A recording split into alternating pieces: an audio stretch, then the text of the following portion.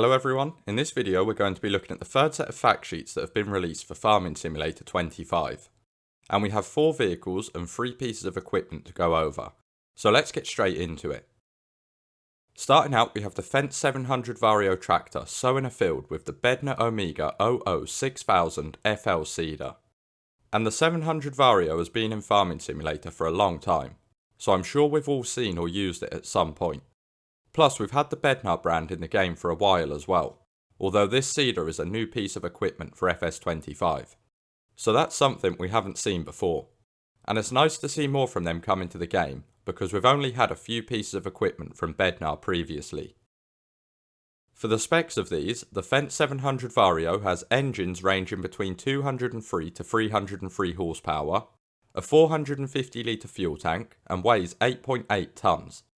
Then this tractor will cost £249,500 at the base price, and has a variable CVT transmission with a top speed of 50 km per hour or 31 miles per hour. So this has got some slightly different specs to the 700 Vario in FS22, as it's a newer model, and the main difference is it has a bit more horsepower, which will definitely come in handy if you like using this tractor. Going on to the Bednar Omega, this is a direct drill seeder that requires 200 horsepower, weighs 9.5 tonnes and has a working speed of 17 km per hour or 10 miles per hour. Then this is going to cost £116,500, has a capacity of 5,000 to 5,400 litres with a 6 metre working width. And as we can see, this can hold seeds as well as solid fertiliser, and it can plant wheat, barley, oat, canola, long grain rice, oilseed radish, grass, peas and spinach. So looking at the specs, it seems like a good seeder, because it has a decent capacity for the 6 metre working width of it, plus the 10 mile per hour working speed is also quite fast for a direct drill. Moving on, we have the Deutz-Fahr 6C RV Shift tractor, pulling the Krone Varipack V190 XC Plus baler. So again, these are 2 brands that we've all seen in the previous games, but it's always nice to see the brands we know return with new machinery. Going over to the specs, the Deutz-Fahr tractor has 143 horsepower, with a 160 litre fuel tank, and weighs 5.5 tonnes. Then this will cost £103,500 at the base price, has a power shift transmission, with a top speed of 50 km per hour or 31 miles per hour. So this is a really nice small tractor that has a decent amount of power for its size and also looks great. For the Krone Varipack, this is a round baler that requires 100 horsepower and can make bales from 125 to 180 centimetres in size. Then for the price, this baler is going to cost £69,500 and it weighs 5.1 tonnes with a working speed of 17 km per hour or 10 miles per hour. So this baler comes in at a pretty reasonable price, and going by the bale sizes this can make, it seems like the bales will be staying the same size as always, which I think we all expected. Up next we have the JCB 435S wheel loader, and as with the last few pieces of machinery, the JCB brand has been in Farming Simulator for a while. We can see it also has an all but fork attached to it, which is another brand we've seen before. But the interesting thing here is what it's picking up. It looks to me like it could be either a maize or whole crop silage, unless this is just a new texture for chaff. I don't know, but I've never seen this texture before, and to be honest, I think we'll have to wait until the game's released before we find out exactly what it is, so we'll just have to wait and see. Anyway, for the specs, this JCB wheel loader has 252 horsepower, a 400 litre fuel tank, weighs 14.4 tonnes, and cost £199,500. It also has a variable CVT transmission with a top speed of 40 km per hour or 24 miles per hour.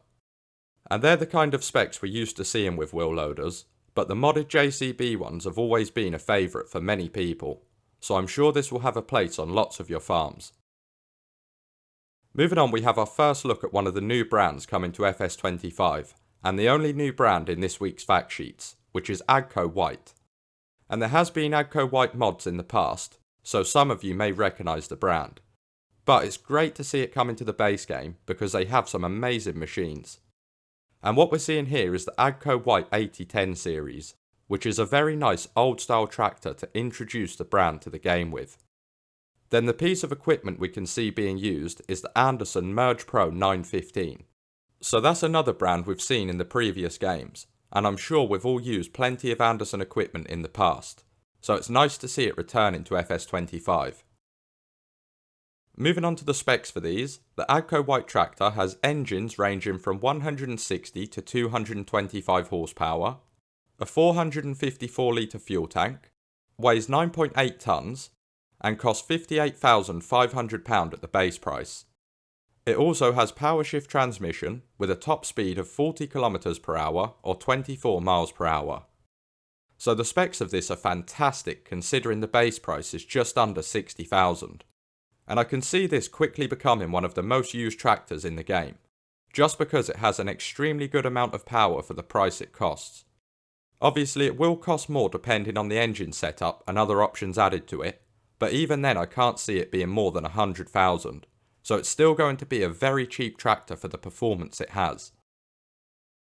Anyway, moving on to the Anderson Merge Pro, this windrower requires 140 horsepower, has a 9.2 metre working width, costs £153,000, weighs 5 tonnes, and has a working speed of 20 km per hour or 12 miles per hour. So it's got a pretty wide working width and a good working speed, although I'd imagine some of you might be thinking 153,000 is very expensive for a windrower. But there is a reason for that, because even though this is listed as a windrower, it's actually a merger, as the name would suggest. And the difference between the two is a standard windrower rakes up the grass, whereas a merger will actually pick up the grass, which then allows us to choose if we want to drop it in either the centre, left or right. So it's basically a more advanced version of a windrower, hence why it's so expensive. Anyway, we've looked at all of the vehicles and equipment now, so that brings us to the end of this week's fact sheets. But we got the introduction of one new brand, which is AGCO White, plus we also got to see some new vehicles and equipment from the brands we've had in previous games. And these fact sheets will be released every week, usually on a Friday, up until the game's released, which is November 12th. So we'll have plenty more of them to go over in that time. But that's everything for today. I hope you enjoyed this video. If you did, let me know by leaving a like and feel free to subscribe so you never miss another video.